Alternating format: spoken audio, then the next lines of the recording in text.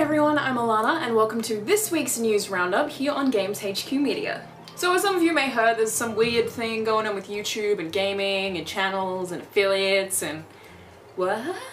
So I thought that I would start by turning that what into a that sucks, but I get it now.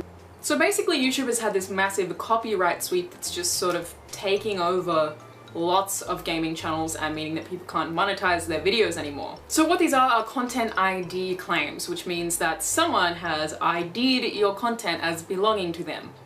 The bots that are doing this on gaming channels are doing it on behalf of publishers, basically making it so that nobody uses content that they have the right to, but apparently the publishers aren't even for this. So content is matched and then you can't monetize the video, but most publishers aren't making claims, meaning they're not expecting any kind of money and they're not really doing anything. Except for Capcom, which isn't really surprising for a publisher that brings out Marvel vs. Capcom 3 and then Marvel vs. Capcom 3 Ultimate, with a few more characters. Dragon's Dogma Dark Arisen for the same price a year later. Some publishers are even reaching out and basically telling YouTube to drop the issues and let the claim go, meaning that this YouTuber won't be affected. But apparently music companies don't quite have the same attitude, and people who are making claims on the music in a video of course also affect the gameplay in that video because that video can't make money anymore. And Metal Gear Solid Ground Zeroes, which is the prologue to Metal Gear Solid 5 Phantom Pain, has a release date. It's going to be coming out on March 18th in the US and the 20th of March in Europe and in Japan. For Xbox 360 or PS3, the game is going to be $20 for a digital copy and $30 for a physical copy. And for the Xbox One and the PS4, it's $10 more expensive on each of those. So $30 for a digital copy and $40 for a physical copy. I don't know if it's because I'm Australian and most of our games seem to be like $109 on release, but that's really cheap. You should get on that. And Destiny, which is the newest game from the creators of Halo, Bungie, officially has a release date. Destiny is going to be getting a worldwide launch on September 9th, thanks to publisher Activision. And according to a full NPD report, we finally have a glorious winner of the console launches. Apparently the PS4 has beaten the Xbox One in both hardware and software. I wonder if all of these reports include the poor little Wii U. He's just chilling over there by himself, not getting included in anyone's reports, and I bet he feels really lonely. As a result of this, over on the PlayStation blog, they said PlayStation 4 has just made history thanks to you. As if it wouldn't have made history anyway. I mean, it's one of the few consoles that has launched ever. You know, I think that most of us know all of the consoles that have launched because there's so few of them. It's not like nobody was gonna remember the PS4 anyway. Apparently there's also been 800,000 gameplay broadcasts and more than 7.1 million spectate sessions have streamed through Twitch and Ustream, totaling more than 20 million minutes of live gameplay. The SCEA CEO President Jack Tretton has also said that 12,000 PS4s sold out in 27 minutes on Amazon last week. That is 444 consoles a minute. Of course, Xbox have also put their spin on it. Apparently 909,132 Xbox Ones were sold in the US in the console's first 9 days, making it the fastest selling console on the market in the US. The Xbox One's sales averaged a volume of more than 101,000 consoles per day, and they say on the blog this is significantly outpacing the nearest competitor. Wonder who that is.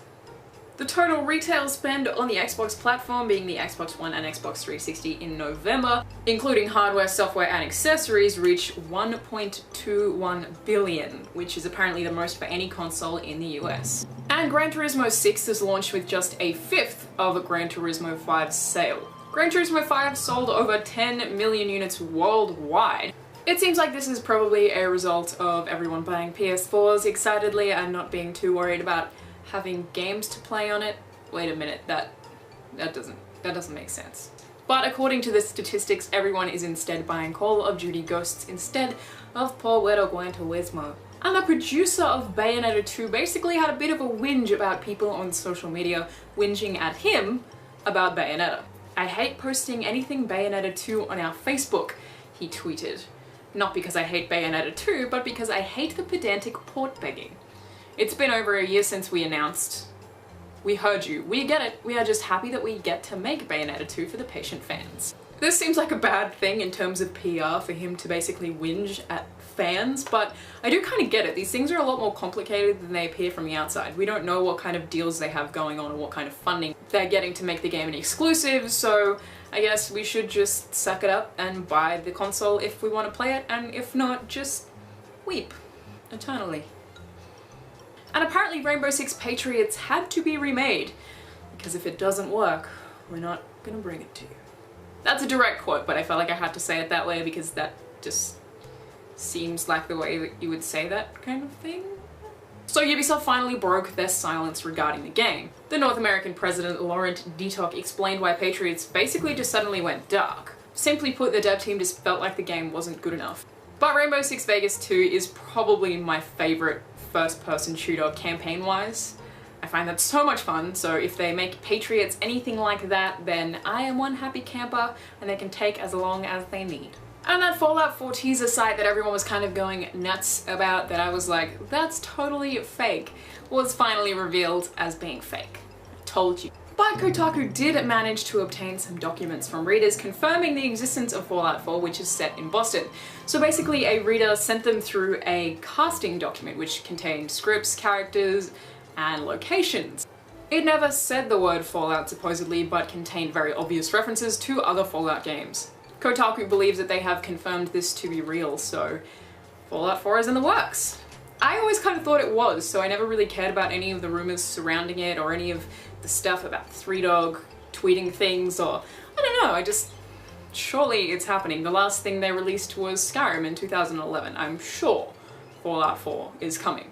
And that's it from me today, everyone. You're watching Games HQ Media. Don't forget to subscribe to the channel, and I will see you guys next time. Bye!